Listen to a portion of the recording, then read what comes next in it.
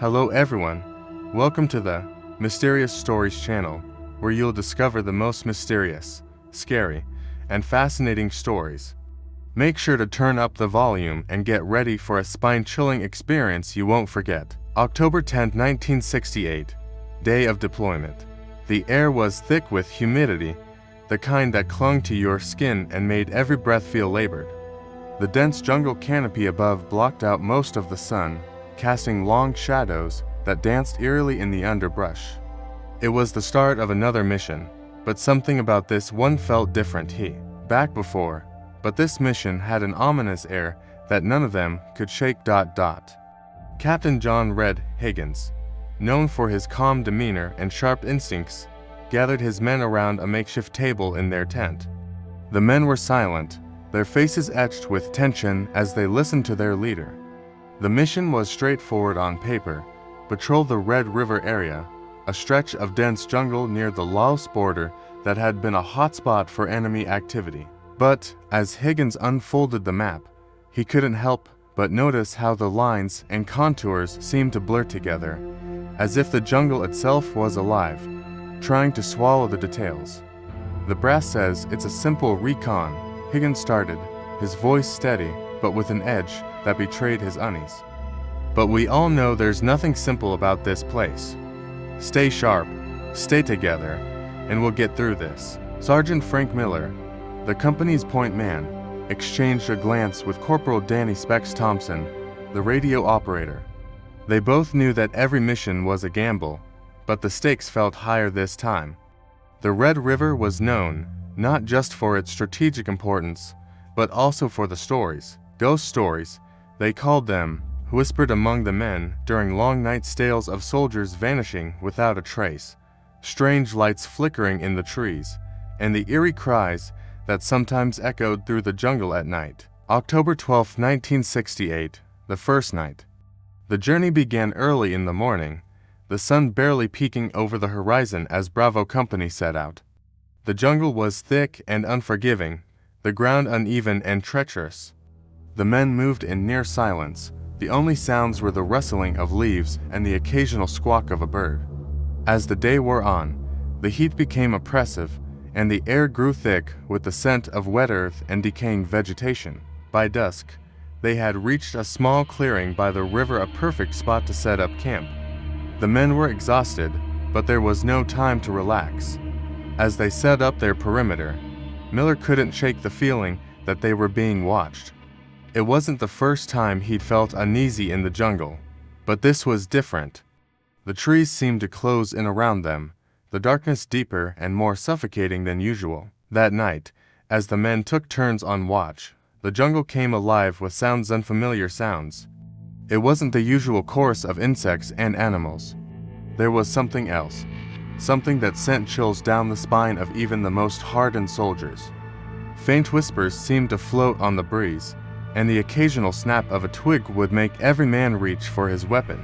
Then, just before midnight, came the first sign. A faint glow appeared in the distance, flickering through the trees like a distant fire. Miller, who was on watch at the time, nudged Thompson awake. "You see that?" he whispered, pointing towards the light. Thompson nodded, rubbing his eyes. "What the hell is that?" "Don't know. Doesn't look like any fire I've seen." "Better wake the captain." Higgins, groggy but alert, crawled out of his tent and stared into the darkness.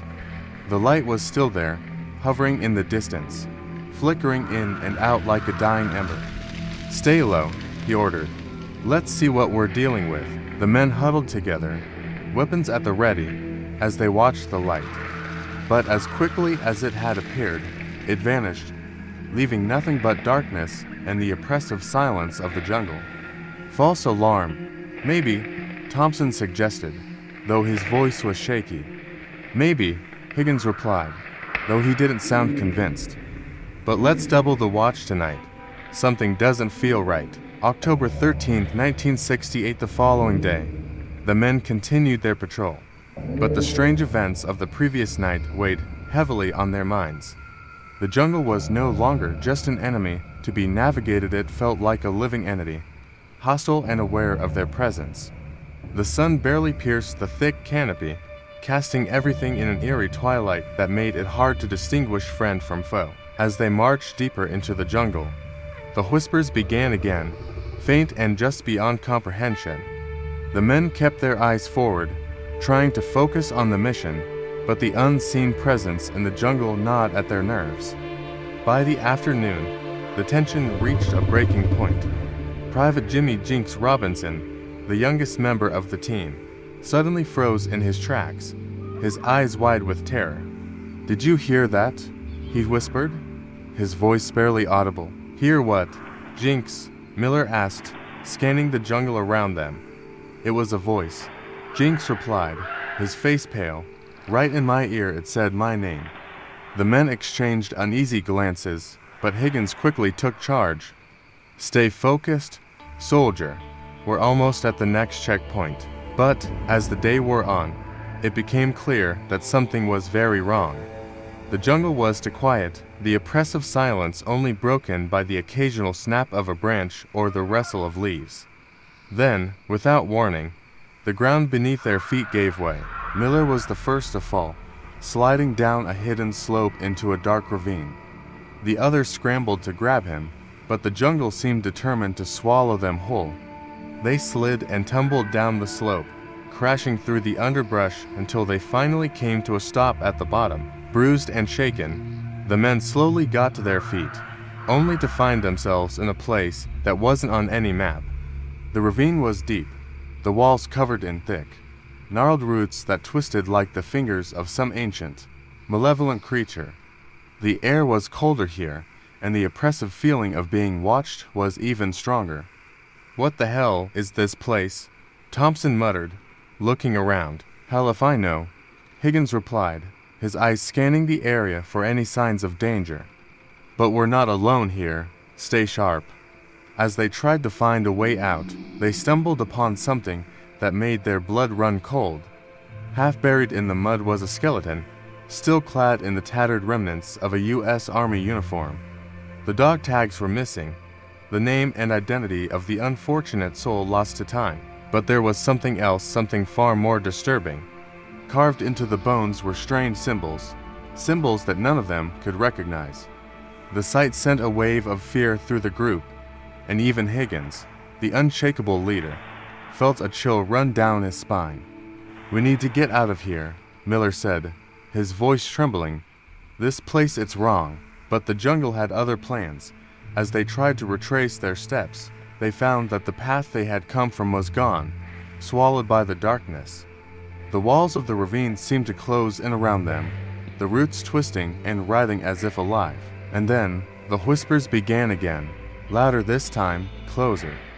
The men raised their weapons, but there was nothing to shoot at, nothing to fight. The jungle itself seemed to be alive, taunting them, toying with their minds. Higgins knew they were in a bad situation, but he refused to give in to fear. "We stick together," he said, his voice firm. "We find a way out of here and get back to base. No one gets left behind."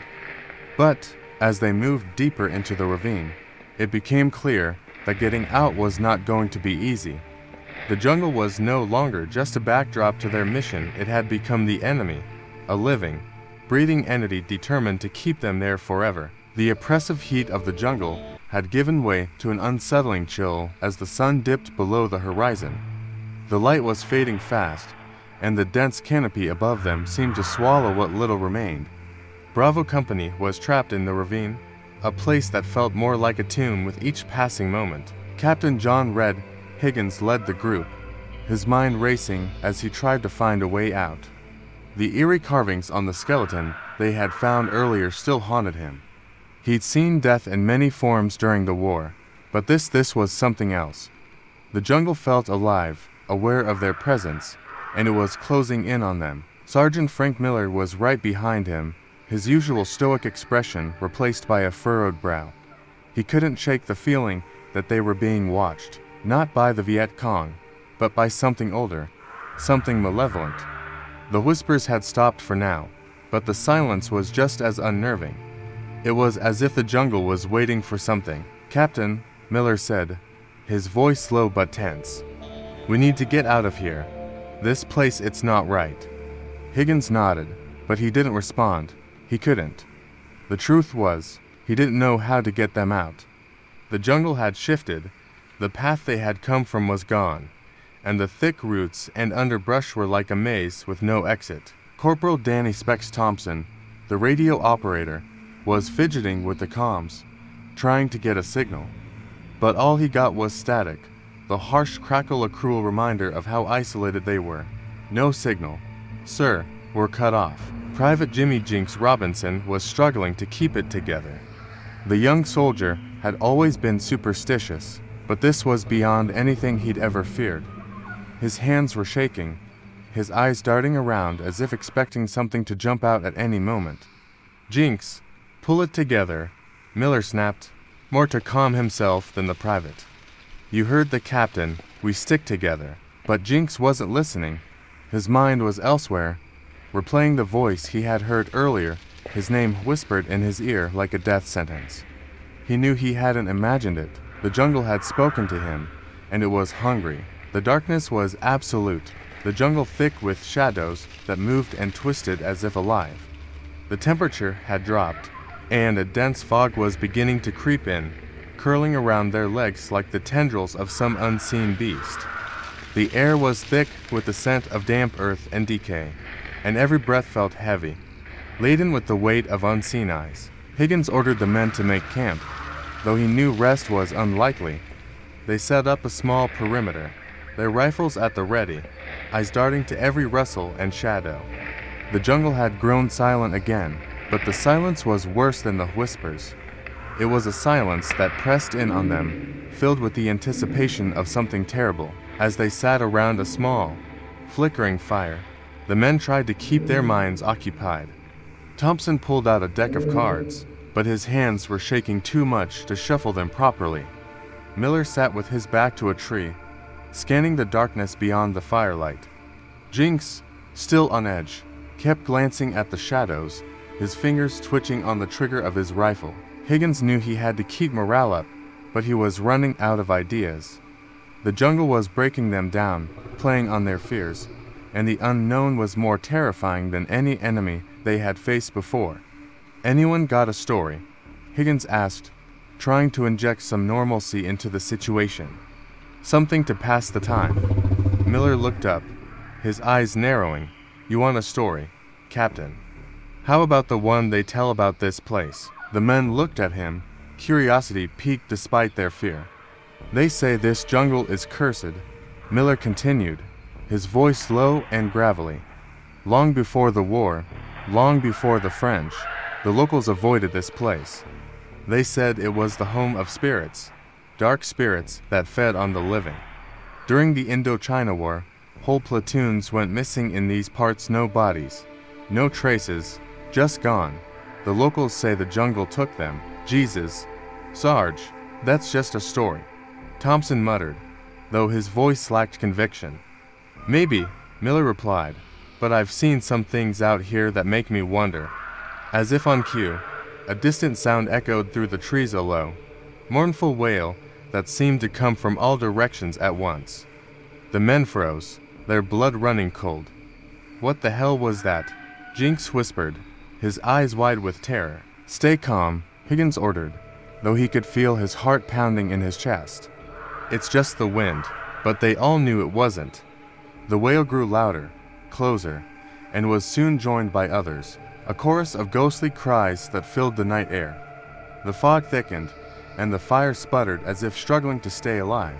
Higgins felt the weight of the jungle closing in on them, the air thick with the smell of rot and the sensation of being watched.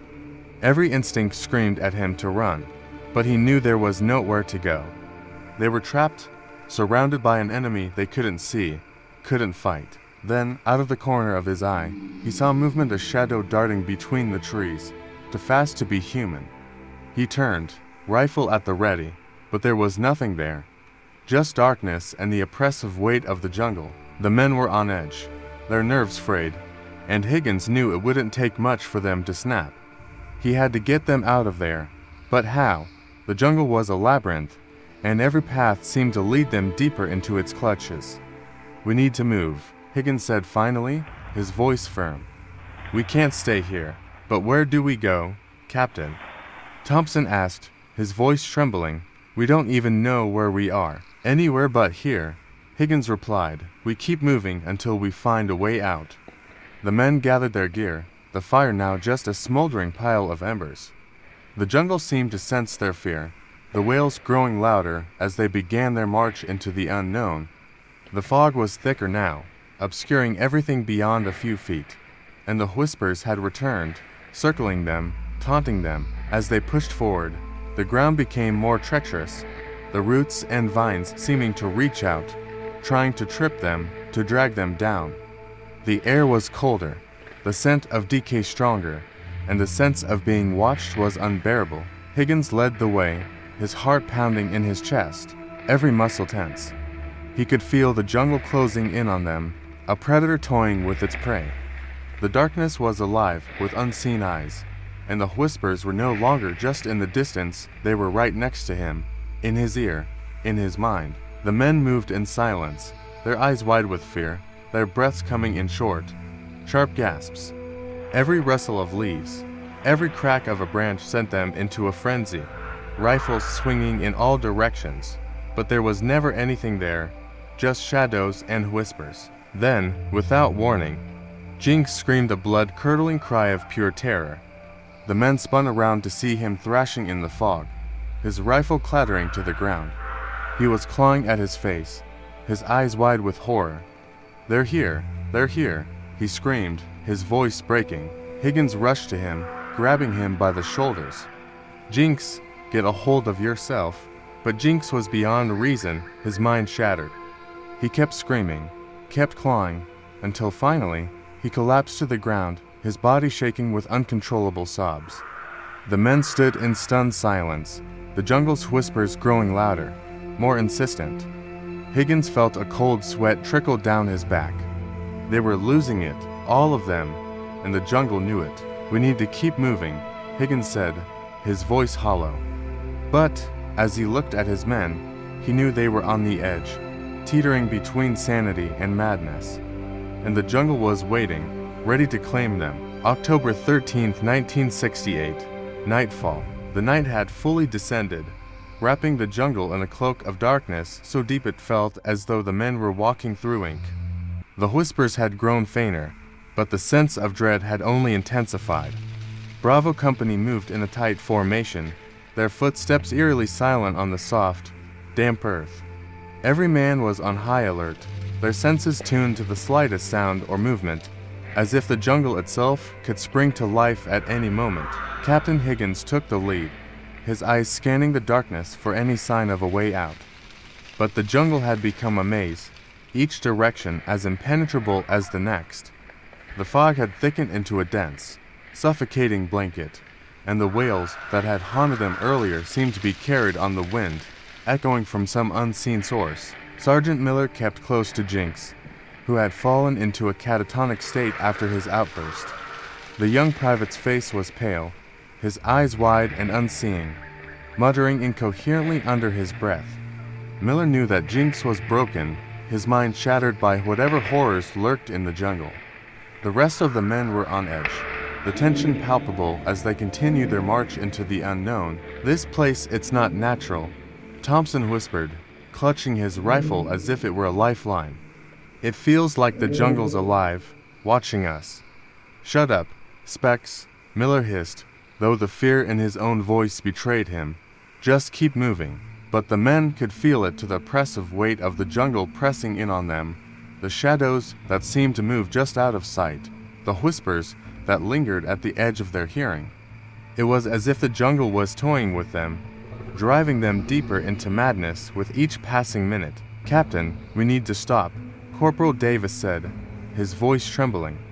"We're all exhausted, and Jinx, he's not going to make it much further." Higgins knew he was right, but stopping felt like giving in, like surrendering to whatever malevolent force was at play. Yet he couldn't deny the exhaustion that weighed on him, on all of them. The jungle had drained them, physically and mentally, and they were running on fumes. "All right," Higgins finally conceded, his voice heavy with reluctance. We'll rest here, but stay alert. This place, it's not safe." The men collapsed where they stood, too tired to even set up a proper camp. They huddled together, their backs to one another, rifles at the ready. The fog swirled around them, obscuring everything beyond a few feet, and the jungle remained deathly silent, as if holding its breath. As they settled in, Miller glanced over at Jinx, who was still muttering to himself, his eyes wide with terror. The sergeant knelt beside him, placing a hand on his shoulder. "Jinx," Miller said softly, trying to reach the man behind the fear. "It's going to be all right. We'll get out of here. You'll see." But Jinx didn't respond, his gaze fixed on some unseen horror in the darkness. Miller sighed, knowing that the young private was lost to them. Whatever had gotten into his head, it wasn't going to let go. Higgins sat apart from the group, staring into the void beyond the fog. His mind was racing, trying to piece together what had happened, how they had gone from a routine patrol to this nightmare. The jungle had changed, twisted into something unnatural, and it had them in its grip. He could feel it, the malevolent presence that stalked them, waiting for them to break. "We shouldn't have come here," Higgins muttered to himself, his voice barely audible. "This place, it's cursed." Suddenly, a sharp snap echoed through the fog, and every man jerked to attention, rifles aimed at the sound. The silence that followed was deafening, and for a moment, it seemed as if the jungle was mocking them. "Did you hear that?" Thompson whispered, his voice shaking. "Quiet," Higgins ordered, his eyes scanning the darkness. "Stay together. Don't let it separate us." Double quotes. But the jungle had other plans. As they strained to listen, the fog seemed to shift, curling around them like a living thing. The whispers returned, louder this time, a cacophony of voices that seemed to come from all directions. And then, without warning, the ground beneath them began to tremble. The men staggered, trying to keep their balance as the earth shook. Trees swayed violently, their branches creaking and groaning as if they were alive. The fog thickened, becoming almost tangible, pressing in on them, suffocating them. Fall back, Higgins shouted, but his voice was swallowed by the roar of the jungle. In the chaos, they lost sight of each other. The fog consumed them, separating them into the darkness. Higgins could hear the panicked shouts of his men, but they were distant, as if coming from miles away. He spun around, trying to find his bearings, but there was nothing, no light, no sound, just the oppressive darkness. "Sergeant, Thompson, anyone," Higgins called out, but there was no response. He was alone, cut off from his men, the fog swirling around him like a living thing. Panic gripped him, but he forced it down, trying to stay calm, trying to think. But the jungle was relentless, and the whispers grew louder, more insistent, filling his mind with a torrent of voices. Leave this place." The words echoed in his head, a command he couldn't ignore. But how? How could he leave when he was lost in this endless maze? The ground trembled again, and Higgins stumbled, falling to his knees. The whispers intensified, and he felt a cold dread settle over him. And then he saw just at the edge of his vision, a shadow, moving through the fog. It was tall, impossibly tall, with long, spindly limbs that seemed to stretch forever. It moved silently, gliding through the fog, and Higgins felt a wave of terror unlike anything he'd ever known. He tried to move, to get to his feet, but his body wouldn't respond. He was frozen, paralyzed by the sight of the creature. It was coming closer, its eyes glowing in the darkness, burning into him. Higgins could feel its gaze, cold and unforgiving, and he knew, in that moment, that this was the end. But then, just as suddenly as it had appeared, the shadow was gone. The fog began to lift, and the whispers faded, leaving only the sound of Higgins' ragged breathing. He was alone in the jungle, but the terror hadn't left him. The creature was still out there, watching, waiting. He staggered to his feet, his mind racing. He had to find his men, had to get them out of here before it was too late. But, as he looked around, he realized he had no idea where he was, or where they had gone. And then, in the distance, he heard a familiar voice, calling his name, Captain Higgins. It was faint, but it was there, and it filled him with a renewed sense of hope. He started towards the sound, moving as quickly as he could through the dense underbrush. The jungle was still, the fog dissipating, but the fear lingered, gnawing at the edges of his mind. He pushed on, the voice growing louder, more distinct. It was Sergeant Miller, he was sure of it. Higgins felt a surge of relief. He wasn't alone, not yet. "Sergeant, hold on, I'm coming," Higgins shouted, his voice breaking the eerie silence. But as he got closer, the voice began to change. It grew distorted, warped, and Higgins slowed, a sense of dread creeping over him. The voice wasn't right, it was too deep, too resonant, and it seemed to echo unnaturally through the trees. "Captain, come closer." Higgins stopped, his heart pounding.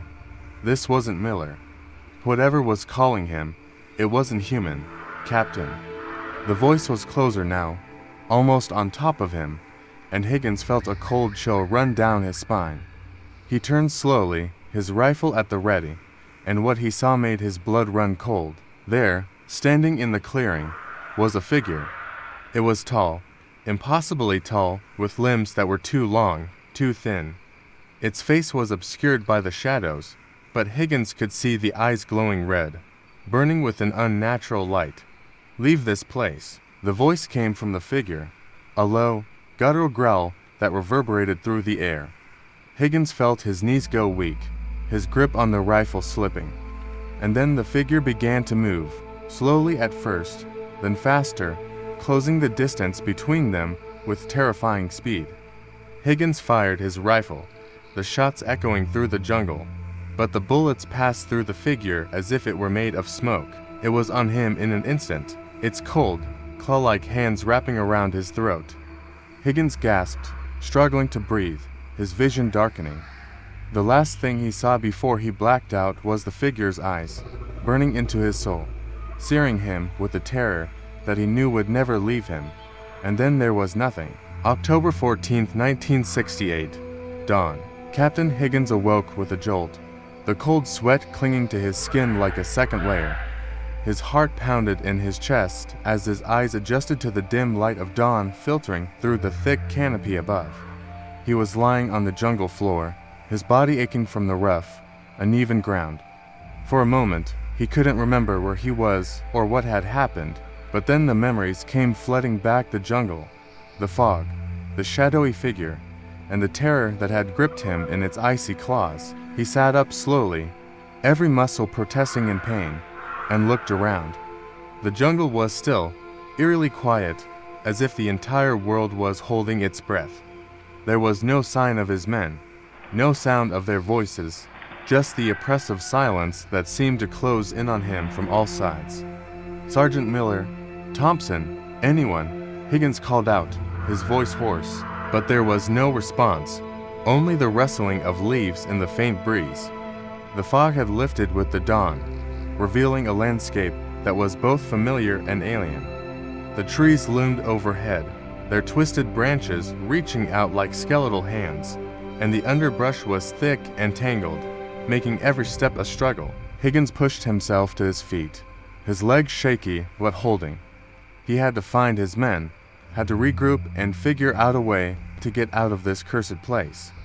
The memories of the night before were still fresh in his mind, and he couldn't shake the feeling that they were being hunted, stalked by something far more dangerous than any enemy they had ever faced. He started walking, his movements slow and deliberate, trying to ignore the fear gnawing at the edges of his mind. Every shadow seemed to move, every rustle of leaves was a potential threat, and he could feel the weight of unseen eyes on him, watching, waiting. As he made his way through the dense jungle, the memories of the previous night began to blur, becoming less distinct, like a nightmare fading with the light of day. But the fear remained, a constant presence just below the surface, keeping him on edge, ready to react at the slightest hint of danger. After what felt like hours, Higgins stumbled upon a small clearing. The ground was littered with broken branches and trampled undergrowth, evidence that someone or something had passed through here recently. He knelt down, examining the tracks, and felt a glimmer of hope. These were military boots, the same as his own. His men had come this way. He followed the trail, moving as quickly as he could while still remaining cautious. The jungle was a labyrinth, each turn leading deeper into its depths, but Higgins kept his focus, determined to find his men and get them out of this hellish place. As he pushed through the thick foliage, he began to hear something, a faint, rhythmic thudding sound, like the beating of a drum. It was distant, almost imperceptible, but it was there, and it seemed to be coming from ahead. Higgins' heart raced as he pressed on, the sound growing louder with each step. It was an unnatural rhythm, out of sync with the usual noises of the jungle, and it sent a chill down his spine. He knew he should be cautious, but something compelled him to keep going, to find the source of the sound. Finally, he emerged into another clearing, this one larger and more open. In the center stood a massive, ancient tree, its gnarled roots twisting and coiling around the ground like the tendrils of some monstrous beast. And there, at the base of the tree, were his men. Sergeant Miller was the first to spot him, his face lighting up with relief as he called out, "Captain, over here." Higgins rushed over, his heart swelling with relief as he saw that most of his men were there, huddled together around the tree. But his relief was short-lived. Something was wrong. The men were pale, their eyes wide with fear, and they kept glancing nervously at the tree as if expecting it to come to life at any moment. "Captain, you have to see this," Miller said, his voice trembling. Higgins followed his gaze to the base of the tree, and his blood ran cold. There, etched into the bark, were symbols, ancient, primitive markings that radiated a dark, malevolent energy. The symbols seemed to pulse, as if alive, and Higgins could feel a wave of nausea wash over him as he stared at them. "What the hell is this?" Higgins muttered, unable to tear his eyes away from the markings. "We don't know, sir," Thompson replied, his voice barely a whisper. "But it's not natural. We tried to leave, but it's like something's keeping us here." Higgins looked around, noticing for the first time the thick vines that had grown around the clearing, forming a barrier that seemed impossible to breach. The jungle had trapped them, ensnaring them in its twisted embrace, and Higgins could feel the walls closing in, the air growing thick with a sense of impending doom. "We need to get out of here," Higgins said, his voice firm despite the fear gnawing at him. "We can't stay in this place." But as they prepared to leave, the drumming sound grew louder, more insistent, and the ground beneath them began to tremble. The air was filled with the scent of decay, and Higgins felt a deep, primal fear take hold of him. The jungle was alive, and it was hungry. "Move, now," Higgins shouted, but it was too late. The ground erupted, roots and vines shooting up from the earth, wrapping around the men, pulling them down into the darkness. Higgins struggled, his rifle slipping from his grasp as he fought against the living jungle. He could hear the screams of his men, their voices drowned out by the deafening roar of the earth itself. And then, just as quickly as it had begun, the ground stilled. The jungle was silent once more, and Higgins found himself alone, lying on the cold, damp earth, the ancient tree looming above him. He tried to move, but his body refused to respond. The air was thick with the stench of death, and Higgins could feel the life draining from him. The last thing he saw before the darkness took him was the tree, its twisted branches reaching out like the arms of some ancient god, claiming him as its own. October 14, 1968, midday. Captain Higgins awoke to the sensation of cold earth pressing against his cheek. His vision was blurry, and it took a few moments for him to realize that he was lying face down in the dirt. As he struggled to his feet, every bone in his body ached, as if the jungle itself had crushed him under its weight. The memories of the previous hours were fragmented, like shattered glass, each piece cutting into his consciousness. The clearing where the ancient tree stood was eerily quiet, the oppressive silence broken only by the distant calls of unseen creatures. The sky above was obscured by a thick canopy, allowing only faint shafts of light to penetrate the darkness below. The air was thick and heavy, filled with the damp smell of rotting vegetation and something else, something rancid, like decaying flesh. As Higgins steadied himself against the trunk of the tree, he noticed the absence of his men. The clearing was empty, save for him and the ancient tree that loomed over him like a sentinel. Panic began to rise in his chest as he called out, "Miller? Thompson? Anyone?" But there was no reply, only the hollow echo of his own voice. Higgins felt a cold dread settle over him as he realized that he was alone. His men were gone, swallowed by the jungle, and he was left to face the terror that lurked in the shadows. He tried to piece together the events that had led him here, but the memories were slippery, elusive, like trying to grasp smoke with his bare hands. The only clear image was that of the ancient tree and the sinister markings etched into its bark. The symbols seemed to pulse with a malevolent energy, and Higgins could still feel the nauseating pull of their dark power. Taking a deep breath, Higgins forced himself to move. He couldn't stay here, he had to find his men, or, at the very least, find a way out of this accursed place. The jungle was a labyrinth, but Higgins had been trained to navigate even the most treacherous terrain. He just needed to keep his wits about him. He took a few steps away from the tree, careful to avoid the twisted roots that snaked across the ground like coiled serpents. As he did, the jungle seemed to close in around him, the shadows growing longer, darker, as if the forest itself were watching him, waiting for him to make a wrong move. The drumming sound from earlier was gone, replaced by a low, constant hum that seemed to vibrate in the very air. It was disorienting, and Higgins found himself glancing over his shoulder repeatedly, convinced that something was following him, lurking just out of sight. As he made his way deeper into the jungle, the feeling of being watched grew stronger.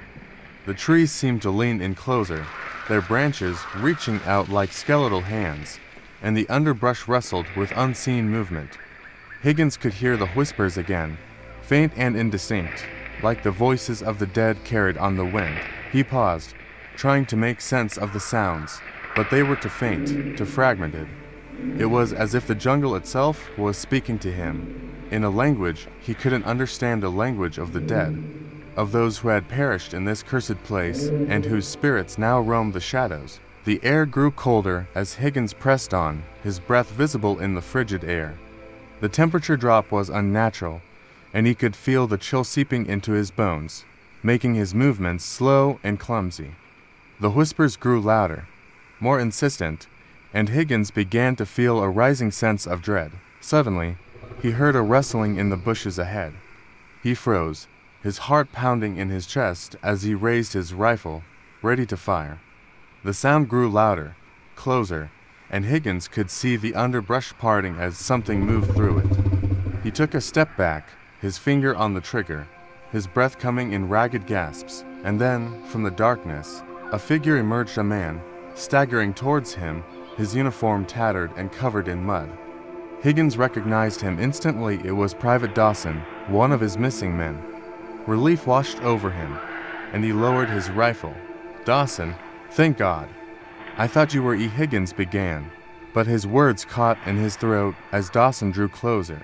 There was something wrong with him. His movements were jerky, unnatural, as if he were being pulled along by invisible strings.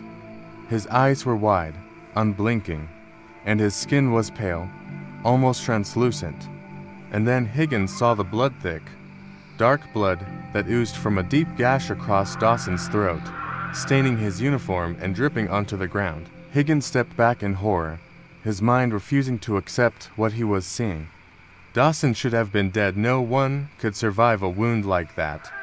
But here he was, standing before him, moving closer, his eyes locked on Higgins with a vacant, soulless stare. "Dawson," Higgins whispered, his voice trembling, but Dawson didn't respond. Instead, he opened his mouth, and a low, guttural moan escaped his lips, a sound that was not entirely human. Higgins could see the raw, torn flesh of Dawson's throat as he tried to speak, but the words were garbled, choked by the blood that filled his mouth. Panic surged through Higgins, and he stumbled backward, his mind racing. This wasn't possible, it couldn't be real. But the sight of Dawson's mangled body, the sound of his labored breathing, and the smell of death that clung to him told Higgins otherwise. Without thinking, Higgins raised his rifle and fired. The shot rang out in the stillness of the jungle, echoing through the trees. Dawson's body jerked as the bullet struck him, but he didn't fall. Instead, he continued to stagger forward, his dead eyes locked on Higgins. Higgins fired again and again, each shot hitting its mark, but it was as if Dawson was immune to the bullets. His body convulsed with each impact, but he kept coming, his movements growing more erratic, more frenzied, as if driven by some unseen force. "Stay back. Stay the hell back," Higgins screamed, but it was no use. Dawson lunged at him, his arms outstretched, his fingers clawing at the air. Higgins felt a cold, clammy hand close around his wrist, and he yanked it away, the strength of the grip far beyond what should have been possible for a dead man. In a blind panic, Higgins turned and ran, crashing through the underbrush, the branches and vines tearing at his clothes and skin. He could hear Dawson behind him, the sound of his footsteps growing louder, closer, as he pursued him through the jungle. The whispers in the air grew louder, more frantic, as if the spirits of the jungle were urging him on, pushing him to run faster, to escape the clutches of the dead that had risen to claim him. Higgins' breath came in ragged gasps, his lungs burning, but he didn't dare stop, didn't dare look back. He could feel the darkness closing in around him, the jungle swallowing him whole, and he knew that if he stopped, if he let the fear consume him, he would be lost, just another soul claimed by the haunted wilderness. But then, just as suddenly as the chase had begun, the sounds behind him ceased. Higgins slowed to a stop, his chest heaving as he tried to catch his breath. The jungle was still once more, the whispers fading into the background, the cold air lifting slightly. He turned slowly, half expecting to see Dawson still following him, but there was nothing, only the dense foliage and the shadows that lurked within it. The terror that had gripped him began to ebb, replaced by a deep, gnawing unease. What the hell was happening here? Higgins wondered, his mind reeling. Was this some kind of nightmare, a hallucination brought on by the horrors of the war? Or was it something far more sinister, something beyond the realm of the living? As he stood there, trying to make sense of the madness, a faint sound reached his ears, a distant, rhythmic drumming, like the beating of a heart. It was faint, almost imperceptible, but it was there, pulsing through the air like a dark omen. Higgins knew he couldn't stay here. He had to find his men, or, at the very least, find a way out of this cursed jungle before it claimed him to. The whispers in the air were a constant reminder that the jungle was alive, that it was watching him, waiting for him to slip up. With a deep breath, Higgins steeled himself and continued his journey, each step taking him deeper into the heart of darkness, where the line between the living and the dead was blurred, and where the shadows held secrets that no man should ever uncover. October 14, 1968. Late afternoon. The jungle was suffocating. The dense, green canopy overhead blocked out the sun, casting long shadows across the jungle floor. Captain Higgins, exhausted and on the brink of collapse, stumbled forward, his vision blurred, his mind barely holding onto sanity. The whispers, once faint and distant, now filled his head, an incessant chorus of unintelligible voices that clawed at his mind. He had been walking for hours, or maybe days, it was impossible to tell. Time had lost all meaning in this accursed place. His once pristine uniform was now in tatters, soaked with sweat, blood, and mud. Every muscle in his body screamed for rest, but he knew that if he stopped, even for a moment, the jungle would claim him. The rhythmic drumming that had haunted him since he first entered the jungle had grown louder, more insistent. It was no longer just a background noise, but a pulse that echoed through his very bones. It seemed to come from all around him, yet no matter which direction he turned, he could never pinpoint its source. As he pressed on, the jungle seemed to shift and change around him. The trees appeared to close in, their twisted trunks forming unnatural shapes, and the underbrush rustled with the movement of unseen creatures. The air was thick with the stench of decay, and the ground beneath his feet was soft, almost as if it were alive. Higgins' mind was a maelstrom of fear, confusion, and despair. The horrors he had witnessed, Dawson's mangled corpse, the spectral figures that stalked him, had shattered his grip on reality. He could no longer distinguish between what was real and what was a product of his tormented mind. But through it all, one thought remained clear: he had to find his men. They were out there somewhere, lost in the jungle, just like him, and it was his duty as their captain to bring them back. He clung to this thought, using it as a lifeline to pull himself through the madness. As the day wore on, the jungle grew darker, the shadows deepening into an impenetrable blackness. The whispers became more aggressive, more coherent, as if they were speaking directly to him, calling his name, urging him to give in to the darkness. Higgins tried to shut them out, to focus on the mission, but it was becoming increasingly difficult. Finally, he emerged into a small clearing, and what he saw froze him in his tracks. Before him stood a massive stone structure, ancient and covered in vines and moss. It was a temple, or what remained of one, its walls crumbling and its entrance partially collapsed. The drumming was loudest here, reverberating through the air like a heartbeat. Higgins could feel it in his chest, a deep, resonant thrum that seemed to match the rhythm of his own heart. The temple exuded an aura of malevolence, as if it were a living entity, watching him, waiting for him to make a move. The entrance was dark, a gaping maw that seemed to swallow the light, and from within came a low, rumbling sound, like the growl of a great beast. Higgins knew he had no choice. Whatever answers he sought, whatever fate awaited him, lay within that temple. He took a deep breath and stepped forward, his boots sinking into the soft earth as he approached the entrance. The air grew colder as he crossed the threshold, the darkness closing in around him like a shroud.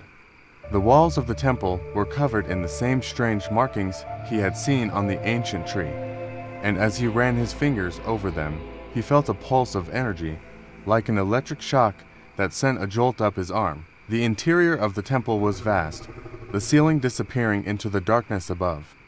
The walls were lined with ancient statues, their faces twisted into expressions of agony and despair. At the far end of the chamber stood an altar, upon which laid the bodies of his men Miller, Thompson, Dawson, and the others. They were laid out in a circle, their lifeless eyes staring up at the ceiling, their bodies twisted and broken. Higgins fell to his knees, a cry of anguish escaping his lips. His men were dead, their bodies desecrated, sacrificed to some ancient, unknowable force. He had failed them, and now they were lost to him forever. As he knelt there, consumed by grief and guilt, the drumming grew louder, more frantic. The air around him seemed to vibrate, and the shadows on the walls began to move, shifting and coalescing into dark, humanoid shapes. The whispers grew louder, more insistent, and Higgins could feel his sanity slipping away. He looked up at the altar, and his blood ran cold. The shadows were converging on the bodies of his men, their dark, featureless forms bending over them, their hands reaching out to touch the lifeless flesh. As they did, the bodies began to twitch and convulse, as if being reanimated by some unholy force. Higgins watched in horror as his men began to rise, their movements jerky and unnatural, their eyes glowing with a sickly, pale light. They turned to face him, their mouths opening in unison to release a low, guttural moan that echoed through the chamber. "Captain, help us." The voice was not their own. It was something else, something ancient and malevolent, speaking through them, mocking him, taunting him with his failure. Higgins stumbled back, his mind reeling, his body trembling with fear. The reanimated soldiers began to move towards him, their steps slow and deliberate, their eyes locked on him with an intensity that burned into his soul. Higgins wanted to run, to escape this nightmare, but his legs refused to move. He was frozen, trapped in a waking nightmare with no escape. As they closed in on him, the drumming reached a fever pitch, and the temple walls began to shake, dust and debris raining down from the ceiling. The shadows grew darker, thicker, wrapping around Higgins like tendrils, pulling him towards the altar. He struggled, fought against the unseen force that held him, but it was no use. The shadows were too strong, too powerful. They lifted him off the ground, dragging him towards the altar where his men waited, their eyes glowing with that unnatural light. The last thing Higgins saw before the darkness consumed him was the twisted, grinning face of the ancient statue that stood behind the altar. Its eyes glowed with the same pale light as his men's, and its mouth opened to release a deafening, inhuman roar that shook the very foundations of the temple. And then there was nothing, only darkness, and the sound of the drumming, fading into the distance as Captain Higgins was swallowed by the shadows, lost forever to the jungle and the ancient evil that dwelled within. Weeks later, a search party was sent to find Captain Higgins and his men. They scoured the jungle for days, but found no trace of the soldiers or the ancient temple that had claimed them. The jungle was vast, impenetrable, and it seemed to swallow all who dared to enter. The mission was officially listed as a failure, the men presumed dead, their bodies never recovered. But those who had heard the whispers, who had ventured into the heart of the jungle, knew the truth. The jungle was alive, haunted by the spirits of the dead, and it would continue to claim the souls of those who dared to disturb its ancient, malevolent secrets. And somewhere, deep within the jungle, the drumming continued, a constant reminder that the past never truly dies, and that some evils are eternal. If you enjoyed today's story, don't forget to like, share, and subscribe to our channel, Mystical Tales, so you won't miss out on more eerie and thrilling tales in the future. Thanks for watching, and see you next time.